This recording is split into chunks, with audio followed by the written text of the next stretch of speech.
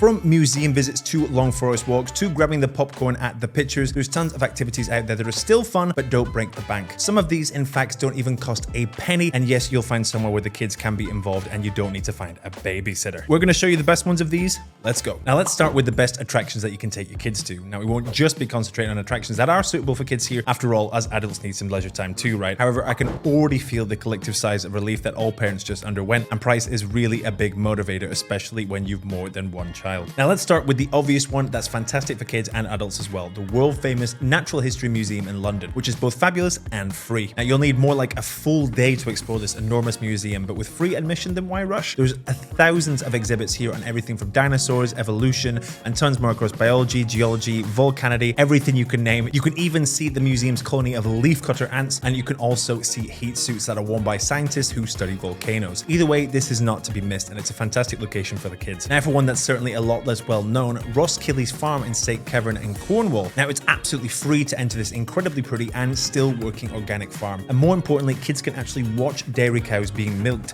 but you can also sample the produce too. Now who wouldn't be excited about that? Now the farm is famous for its ice cream, which is both produced there and sold in its parlour, plus a restaurant that serves breakfast and lunch, while there's also tons of animals to meet for the kids, including sheep, pigs, turkeys and goats, all in addition to the 20 acres of farmland and woodland that are around the farm. Now another one that's perfect should you be in close proximity to the Scottish capital is the National Museum of Scotland. There's plenty of exhibits designed especially for children, and it's a great place to learn about the natural and human world. Some of the most remarkable objects on display including a gigantic whale skull and a life-size 12-meter long cast of a T-Rex skeleton. Now another fab pick is the Cumberland House Natural History Museum in Portsmouth, and it's got more than 114,000 natural science items and artifacts such as ancient fossils and even an observational beehive where you can see a colony of 9,000 bees go to work. Now in addition to this, they also have a butterfly house, while there's also regular wildlife watch events. However, do watch out because these actually cost. Next up, we have some fab attractions and things to do for those who love being out in the open world or otherwise moving their body. Now it's no surprise that Bath is one of the biggest tourist destinations in the UK, and I mean, who doesn't know like a German tourist or two who loves Bath? Now with gorgeous Roman architecture and its existence in one of the world's oldest continually habited cities, it's just generally a lovely time gone by vibe to it. Thankfully, locals have been given free guided tours of Bath for over 80 years, and they'll show you the most famous landmarks, including the beautiful Royal Crescent and the historic Great Pulteney Street, which is actually the grandest and the widest street in the city. Now another enchanting free attraction to explore, one that's certainly unique as far as the UK goes, is the holy island of Lindisfarne in Northumberland. This is a breathtaking oasis of natural beauty, and it's only accessible via a narrow causeway that disappears during high tide. Do remember to check the website for crossing times for this. This is a super picturesque island that spans a mere 5 kilometers. In terms of things to do, if you immerse yourself in its rich history as you explore the remains of a 7th century monastery which fell victim to a Viking raid nearly a century later, and it actually marks the onset of the Viking Age. Also, don't miss the opportunity to visit St. Aidan's Winery, where you can indulge in a complimentary tasting of Lindisfarne mead, which is a delightful fortified wine that's crafted from a blend of grapes,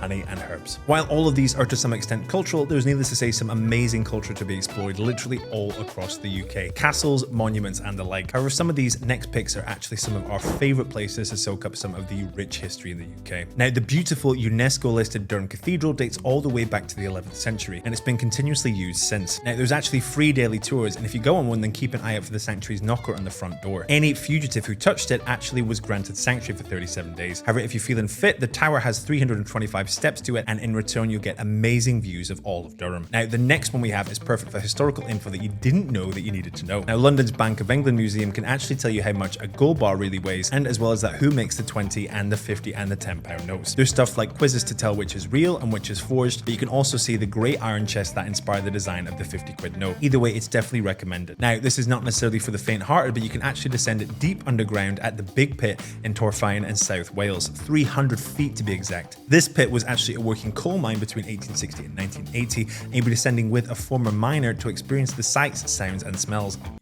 contained therein. During the 50-minute tour, you'll even visit the stable that was used by the ponies, as well as the actual coal face itself. Either way, it's super cool, and you can also take the kids along too. There's also some fantastic days to be spent for free for those who are culture buffs, especially for those Potterheads. Now, the Potter Trail is a remarkable and a complimentary walking tour led by a guide that's often adorned in robes. Oftentimes, this is an actual magician, in fact. Now, you'll visit the locations where Harry Potter was written and that influenced the books, and that includes the cafe where the first book was penned, as well as the historic lives of wizards and witches who once roamed the medieval city city, all in addition to the final resting place of Voldemort himself. Either way, needless to say, it's perfect for kids as well. Now, if film culture is more your thing, then you're in luck because there's a bunch of these all across the UK. Now, Manchester's Central Library holds one of the biggest British Film Institute Mediatheques, where you can view thousands of films, TV shows, documentaries, as well as archive footage, which you can all watch in a comfortable private booth. Now, if you're not near Manchester, then don't worry, because there's 8 in total, including ones in London, Birmingham, Bradford, Cambridge, Glasgow, Newcastle, and Wrexham to be exact. And there's seriously enough for days of exploration in each one of them. Now, if sport is more your thing, then there's also fantastic opportunities for free fun for literally every single football fan, especially the young ones. Now, one such example of this is the National Football Museum in Manchester. This is a really high-tech museum, and it's full to the brim with interactive exhibits and rare artifacts. You can take a selfie with the shirt worn by Maradona during the Hand of God incident, take shots at the electronic football wall, and marvel at the simplicity of the world's first football computer games. Did we mention the Match of the Day commentary challenge? Make sure you check that out. Now, if you're in London, meanwhile, then why not go for the site of the London 2012 Olympic Games? Surprisingly, it's free to enter, and there's tons of activities, including art and playgrounds for kids. The Pleasure Gardens, meanwhile, has a climbing wall, 195 computer-controlled fountains, and even a pixel wall where you can write messages. Just don't forget, of course, to take a photo with the Olympic rings.